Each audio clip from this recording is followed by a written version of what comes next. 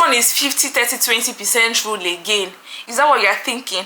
My name is Chimereulukwu. If it's your first time here, you're welcome to my channel. Today I'm going to quickly explain to you what the 50-30-20% rule of budgeting is and how you can apply it. Stay tuned. So before we start, don't forget to like, share this video to your friends, your family, your enemies, your neighbors, and subscribe. Click the subscribe button now. You can also put on notifications so that you get to see whenever I upload new videos on this channel. So what is the 50-30-20% rule? It's very simple. 50% should go to your needs, 30% should go to your wants, and 20% should go to your savings or investments. What are your needs? So the 50% of your income, say you are earning 10k, 50% being 5k should go to your needs.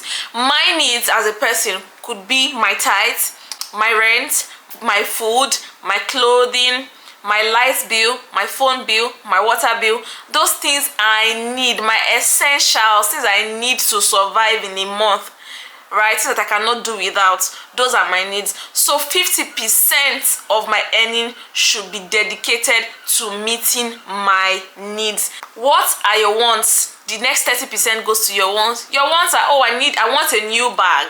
I would like a new shirt. I would like a new shoe. I would like a new jewelry. So not essential clothing now, not things that you cannot do without.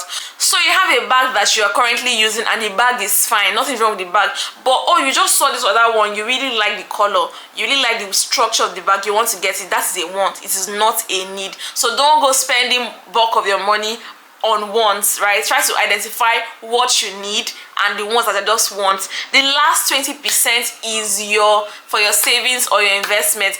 I mentioned on my previous video, if you've not already watched it, tips and strategies for budgeting, I mentioned in that video that you should save a minimum of 10%.